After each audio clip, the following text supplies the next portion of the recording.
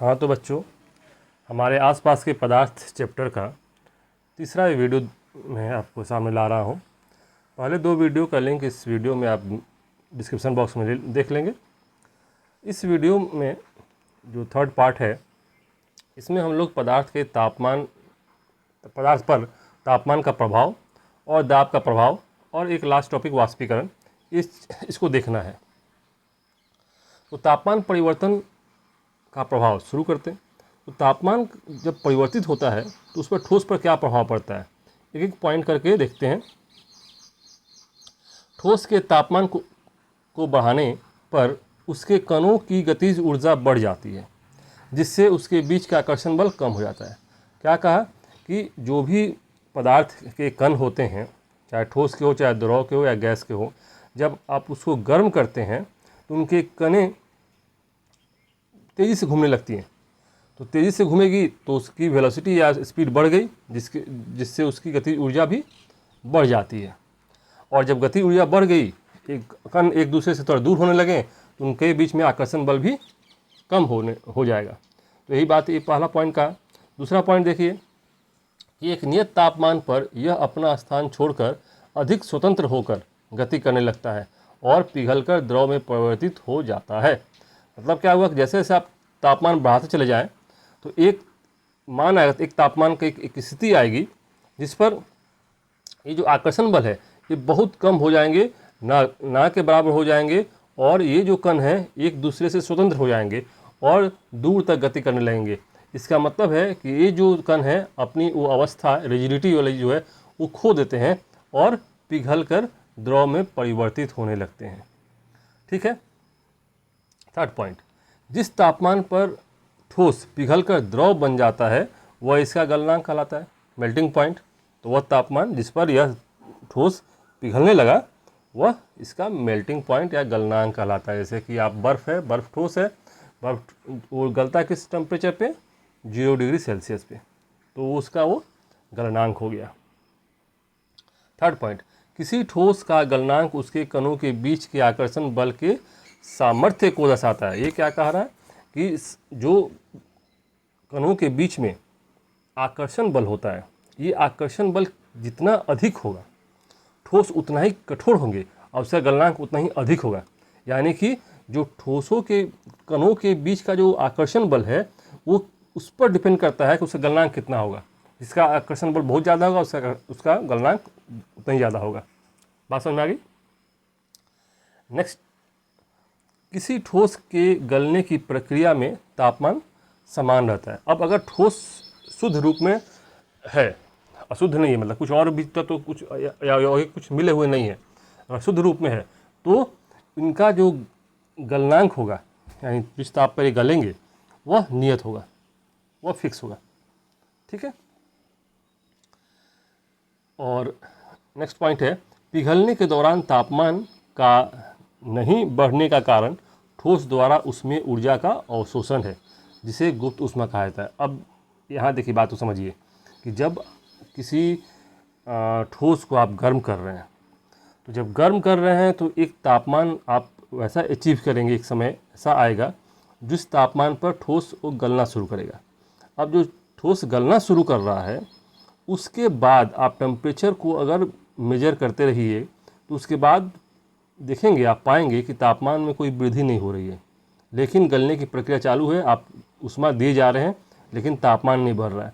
तो आखिर जो एक्स्ट्रा जो तापमान जा रहा है वो कहाँ जा रहा है? जब अगर उस मटेरियल का तापमान नहीं बढ़ रहा है तो आखिर से ऊष्मा वो जा कहाँ रहा है? तो ऊष्मा वो यूटिलाइज होता है, अवशोषित हो जाता है उसके स्टेट को चेंज करने में। वो क्या होता है कि वो अपना कुछ स्टेट चेंज करते हैं और उसको, जैसे द्रव है, द्रव से गैस में चेंज होंगे तो स्टेट चेंज करने में वो ऊष्मा को अवशोषित कर लेते हैं, है ना। उस अवशोषित ऊष्मा को हम बोलते हैं गुप्त ऊष्मा। जो ऊष्मा आपको परिलक्षित नहीं हो रही है टेम्परेचर के रूप में, बढ़ता हुआ टेम्परेचर के रूप में। क्लियर। तो इसी के आधार पर आपको यहाँ पे दो चीज़ पढ़ने हैं, प्रसुप्ति या गुप्त ऊष्मा, एक वाष्पीकरण का, दूसरा संगलन का। तो पहले देखते हैं संगलन का। तो संगलन की प्रसुप्त ऊष्मा यानी गुप्त ऊष्मा, संगलन की गुप्त ऊष्मा, लेटेंट हीट ऑफ फ्यूजन। तो लेटेंट हीट, प्रसुप्त उष्मा या गुप्त उष्मा को लेटेंट हीट बोलते हैं। अब इसमें जैसे देखिए, जब एक बर्फ़ का सील है ना, बर्फ़ को अगर आप हीट देते हैं तो बर्फ़ गलने लगता है। अब जब गलने की प्रक्रिया है उसमें क्या होगा, टेम्परेचर इंक्रीज नहीं करेगा, टेम्परेचर नहीं बढ़ेगा। तो यही इसकी गुप्त उष्मा हुई, संगलन की, चूँकि गल रहा है तो उसका गुप्त उष्मा, संगलन की प्रसुप्त उष्मा। तो इसको डिफाइन करते हैं कैसे कि वायुमंडलीय दाब पर 1 किलोग्राम ठोस को उसके गलनांक पर द्रव में बदलने के लिए जितनी ऊष्मीय ऊर्जा की आवश्यकता होती है उसे संगलन की प्रसुप्त उष्मा कहते हैं। बस एक डेफिनेशन है कि अगर आप 1 केजी ठोस ले लें और उसको गलाएं तो उसको गलाने के लिए जितनी उष्मा की आपको आवश्यकता होगी, पूरी ठोस को गलाने के लिए जितने ऊष्मीय ऊर्जा की आवश्यकता होगी, है ना, उसे संगलन की प्रसुप्त उष्मा कहा जाता है। बस यही। सेकेंड, इसमें कुछ पॉइंट दिया हुआ क्या कि 0 डिग्री सेल्सियस पर जल के कणों की ऊर्जा उसी तापमान पर बर्फ के कणों की ऊर्जा से के अधिक होती है, से अधिक होना चाहिए, से अधिक होती है। ये क्या है, कह रहा है कि जैसे अगर आप बर्फ़ है तो बर्फ़ 0 डिग्री सेल्सियस पे अगर है, वो उस बर्फ़ को आप क्या करें, गला दें, है ना। तो उस बर्फ़ को जब गला देंगे तो वो क्या हो जाएगा, द्रव हो जाएगा, ठीक है। तो उसमें और जल के कणों यानी बर्फ़ के कणों में जो ऊष्मीय ऊर्जा होगी और जल के कणों में जो ऊष्मीय ऊर्जा होगी उसमें क्या अंतर होगा। तो कह रहा है कि जैसे ऊष्मा आप दे रहे हैं तो बर्फ़ गल करके द्रव बन रहा है, जल बन रहा है, तो ये जो ऊष्मा उसमें चली गई है तो वो अगर आप ऊष्मा की बात करेंगे तो वो ऊष्मा जल के कणों में अधिक होगी बनिस्बत बर्फ़ के कणों में उसी तापमान पर, ठीक है। और एक पॉइंट और है इसमें कि वह तापमान जिस पर द्रव उबलने लगता है उसे क्वथनांक कहा जाता है ना। तो आप बॉइलिंग पॉइंट इसको बोलते हैं। तो जिस तापमान पर ठोस गले उसका गलनांक कहलाता है और जिस तापमान पर द्रव उबलने लगे उसको क्वथनांक कहा जाता है। अब आते हैं वाष्पीकरण का प्रसुप्त उष्मा। तो वाष्पीकरण किसको बोलते हैं, जब द्रव जो है गैस में परिवर्तित होने लगता है उसको हम वाष्पीकरण कहते हैं। तो उसको भी डिफाइन उसी तरह करते हैं हम लोग। एक यहाँ पे इससे समझेंगे, बस जो फोटो आपको दिखाया जा रहा है वो लेटेंट हीट दिखा रहा है कि जब बॉयल हो रहा है, जब पानी या कोई भी द्रव बॉयल हो रहा है तो बॉयल होने के दौरान उसका धीरे धीरे स्टेट चेंज होगा, यानी कि वो द्रव से गैस में परिवर्तित होगा। तो जो द्रव से गैस में परिवर्तित हो रहा है उस दौरान उसका तापमान फिर नहीं बढ़ेगा, जिसे आपने बर्फ़ में देखा। तो यहाँ पे बॉयल हुआ, मान लो ये पानी है, पानी 100 डिग्री सेल्सियस पे बॉयल हो रहा है, उसके बाद उसका तापमान नहीं बढ़ेगा, वो धीरे धीरे द्रव से गैस में परिवर्तित होने लगेगा। जैसे वो फिर इस तरह से डिफाइन करते हैं कि वायुमंडलीय दाब पर 1 किलोग्राम द्रव को उसके क्वथनांक पर गैस में बदलने के लिए जितनी ऊष्मीय ऊर्जा की आवश्यकता होती है उसे वाष्पीकरण की प्रसुप्त उष्मा कहा जाता है। सेम उसी तरह से है, बस यहाँ पे द्रव से गैस में। नेक्स्ट इसमें एक पॉइंट बताया जा रहा है कि 100 डिग्री सेल्सियस तापमान पर भाप या वाष्प के कणों में तापमान पर पानी के कणों की अपेक्षा अधिक ऊर्जा होती है, ठीक है। ये चीज़ जैसे कि वहाँ बताएं, यहाँ पे भी वही है कि अगर भाप का ऊष्मीय ऊर्जा बताइए कोई पूछे और उसी तापमान पर पानी का ऊष्मीय ऊर्जा कोई पूछे तो भाप का ऊष्मीय ऊष्मा जो ऊर्जा जो होगी अधिक होगी। क्यों होगी, क्योंकि उसने एक्स्ट्रा हीट को छिपा रखा है, अवशोषित कर रखा है, ठीक है। अब है हमारा दाब परिवर्तन का प्रभाव। अब पहले हम लोग देखें ताप का प्रभाव ना, ताप में परिवर्तन का प्रभाव, अब दाब में परिवर्तन का प्रभाव। तो दाब में परिवर्तन के प्रभाव में पहला पॉइंट जो बताया जा रहा है कि दाब के बढ़ने और तापमान के घटने से द्रव से गैस द्रव में बदल जाता है। ये दोनों चीज़ बताया दिया जा रहा है यहाँ पे। केवल दाब की बात करें तो दाब बढ़ाने से गैस को आप द्रव में बदल सकते हैं। जैसे आप एलपीजी है, एलपीजी क्या है, लिक्विफाइड पेट्रोलियम गैस वो है गैस, लेकिन आपने उसको इतना दबाव में भरा है, इतना उसमें प्रेशराइज किया है उसको कि वो द्रव में बदल गया है, इसीलिए बोलते हैं लिक्विफाइड, द्रवीभूत, ठीक है। तो दाब को बढ़ाने पर या तापमान को घटा करके, यानी कि ऐसे कि नाइट्रोजन है, नाइट्रोजन को -198 डिग्री सेल्सियस तक ले जाइए, नीचे तापमान घटा दीजिए, तो ये जो नाइट्रोजन गैस है वो द्रव में बदल जाएगा। तो तापमान को घटाकर या दाब को बढ़ाकर आप गैस को द्रव में बदल सकते हैं। तो दाब का प्रभाव समझ गए, तापमान का तो पहले समझ चुके थे। दूसरा पॉइंट, अतः पदार्थ की अवस्थाएं यानी ठोस, द्रव और गैस दाब और तापमान के द्वारा तय होती है। तो आपने इस दोनों बातों से ये सीख लिया है कि अगर हम तापमान और दाब को चेंज करें तो हम पदार्थ की अवस्थाओं को भी चेंज कर सकते हैं। क्लियर? नेक्स्ट है कुछ इम्पोर्टेंट पॉइंट्स जो दिए हुए बुक में आपको, उसको डिस्कस करते हैं। पहला है कि द्रव अवस्था में परिवर्तित हुए बिना ठोस अवस्था में सीधे गैस या वापस ठोस में बदलने की प्रक्रिया को ऊर्ध्वपातन कहते हैं, सब्लिमेशन। तो ये जो हमारा बता रहा है, वो बता रहा है कि कुछ ठोस ऐसे होते हैं जिसको आप गर्म करते हैं तो पिघलता नहीं है, सीधे गैस में परिवर्तित हो जाता है, बिना द्रव में परिवर्तित हुए वो सीधे गैस में परिवर्तित हो जाता है। तो इसको हम कहते हैं ऊर्ध्वपातन, सब्लिमेशन, या वाइस वर्सा, मतलब कि गैस से डायरेक्ट सॉलिड में आ जाए, जैसे कि कपूर हुआ, नैप्थलीन हुआ। तो ये सब इस तरह के उदाहरण हुए इसके। दूसरा पॉइंट है कि जब वायुमंडलीय दाब का माप 1 एटमॉस्फेयर हो तो ठोस कार्बन डाइऑक्साइड द्रव अवस्था में आए बिना सीधे गैस में परिवर्तित हो जाता है।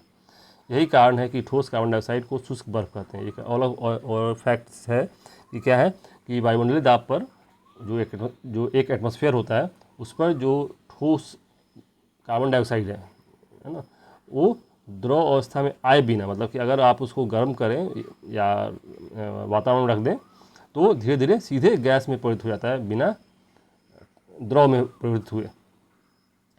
तो इसको हम क्या बोलते हैं? शुष्क बर्फ बोलते हैं, ड्राई आइस। क्वेश्चन कई बार कंपटीशन में पूछते रहता है, याद रखेंगे। ड्राई आइस इसको बोलते हैं ठोस कार्बन डाइऑक्साइड को। अब इससे रिलेटेड कुछ क्वेश्चंस हैं जिसको आपको सॉल्व करना है। निम्नलिखित तापमान को सेल्सियस में बदलें। सेल्सियस में बदलने के लिए आप केल्विन से सेल्सियस में बदलने के लिए 273 माइनस कर दें, 273 माइनस कर देंगे तो पहला का आंसर 27 आएगा, और दूसरे में 273 माइनस करेंगे तो दूसरा का आंसर 300 आएगा। तो पहला का 27 डिग्री सेल्सियस और दूसरा का 300 डिग्री सेल्सियस, इसको कर लेंगे आप। दूसरा क्वेश्चन, निम्नलिखित तापमान पर जल की भौतिक अवस्था क्या होगी? अब देखिए, भौतिक अवस्था पूछ रहा है कि जल ठोस के रूप में होगा कि द्रव के रूप में होगा कि गैस के रूप में। 250 डिग्री सेल्सियस पे जल जो है हमारा गैसियस अवस्था में होगा, क्योंकि 100 पर बॉयल करता है, 100 के ऊपर जाने पर वो गैसियस अवस्था में परिवर्तित हो जाता है। तो 250 डिग्री सेल्सियस पे वो गैस के रूप में होगा।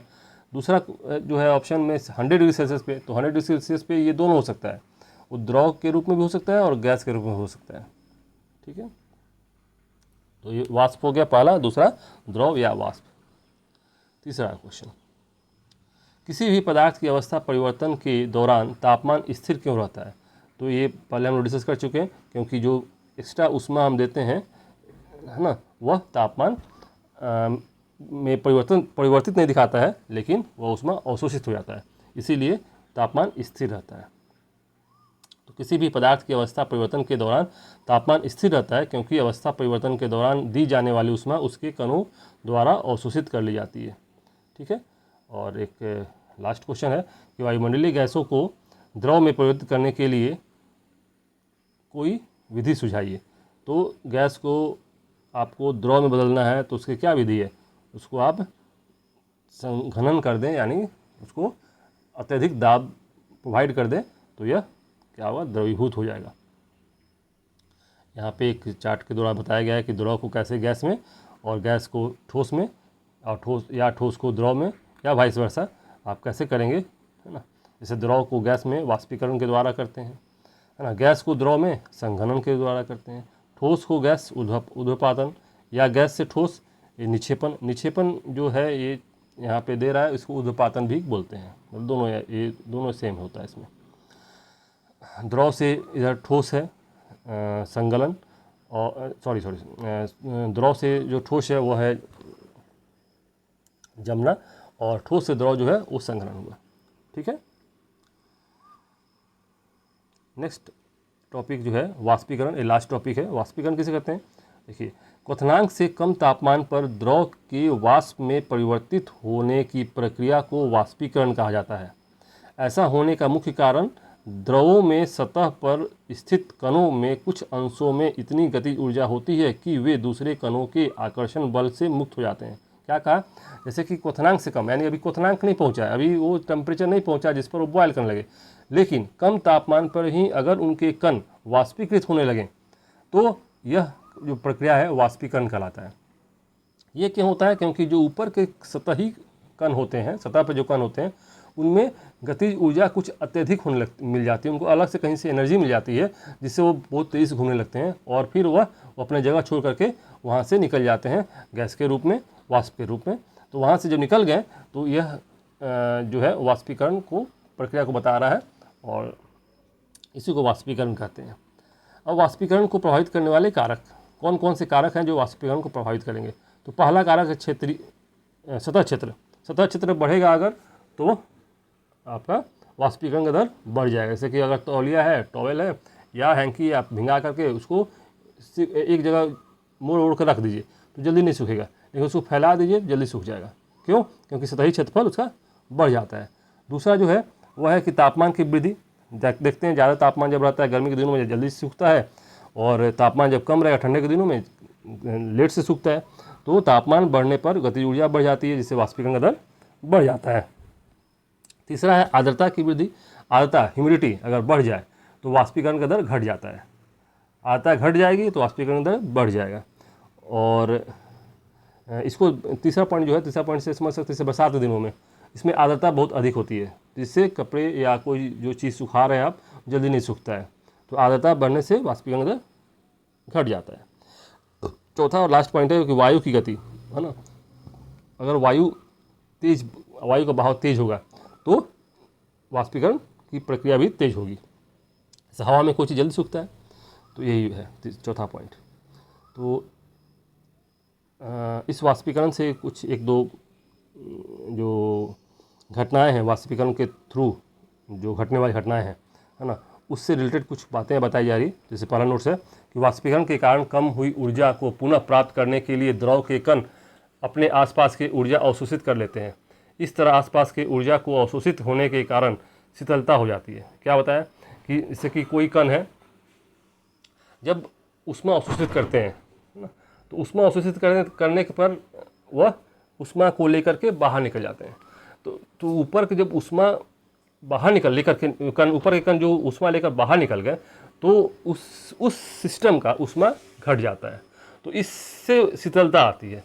अब ये शीतलता आने की वजह से कुछ चीज़ को आप ऑब्जर्व करते होंगे, उसमें दिया हुआ कि एसीटोन को हथेली पर रखते ही शीतलता महसूस होती है। जब आप एसीटोन को हाथ पे रखेंगे या पेट्रोल को हाथ पे रखेंगे तो आपको ठंडा लगता है ना, हाथ ठंडा लगता है, वो हाथ तो जो वो शरीर का अंग ठंडा लगता है। क्यों? क्योंकि वो एसीटोन या इथेनॉल या पेट्रोल वह आपके हाथ से ऊर्जा को ले करके वह बाहर निकल गया, जिससे आपको ठंडक महसूस होती है ना। ये आप करके देख सकते हैं। दूसरा है कि गर्म छत को शीतल करने के लिए लोग जल छिड़कते हैं। तो जब छत पे आप पानी छिड़कते हैं तो छत धीरे धीरे ठंडा होने लगता है। क्यों? क्योंकि जो पानी के कणे हैं वह ऊष्मा को लेकर के वह वाष्पित हो गई, यानी कि वहाँ का ऊष्मा लेकर के वो निकल गई वहाँ से, तो धीरे धीरे छत ठंडा होने लगता है या शीतल होने लगता है। तीसरा, गर्मी में सूती कपड़े शीतलता प्रदान करती है। ये कैसे होता है? गर्मी के दिनों में जो पसीने निकलते हैं वो पसीना सूती कपड़े आसानी से अवशोषित कर लेते हैं और यह जो पानी है या जो पसीना है यह वाष्पीकृत होकर के आपको बदन को ठंडक पहुंचाता है। और लास्ट पॉइंट है कि बर्फीले जल से भरे गिलास की बाहरी सतह पर जल की बूंदें नज़र आने लगती है। यानी कि बहुत ठंडा पानी अगर जल गिलास में ले या बर्फ़ ले तो आप देखेंगे गिलास के बाहरी सरफेस पे पानी की कणे दिखेगी आपको। ऐसा क्यों होता है? क्योंकि जो बाहर का जलवाष्प है वह गिलास से सट करके संघनित होकर के वो द्रव का रूप ले लेता है, जिसकी वजह से होता है। तो इसमें आपका बस इस चैप्टर आपका कंप्लीट इस तरह से हो गया। आप इसको 2-3 बार रिवाइज कीजिएगा। नेक्स्ट वीडियो में मैं MCQ लाने जा रहा हूँ इस पर। 30 से 35 क्वेश्चन MCQ होगा और उसको आप सॉल्व करेंगे, उस पर हम लोग डिस्कस करेंगे। और जो भी तीनों वीडियो आपको है वो आपको डिस्क्रिप्शन बॉक्स में मैं दे दूँगा, उसको आप देखिए 2-3 बार और फिर अगले वीडियो में हम लोग MCQ करते हैं। तब तक के लिए धन्यवाद।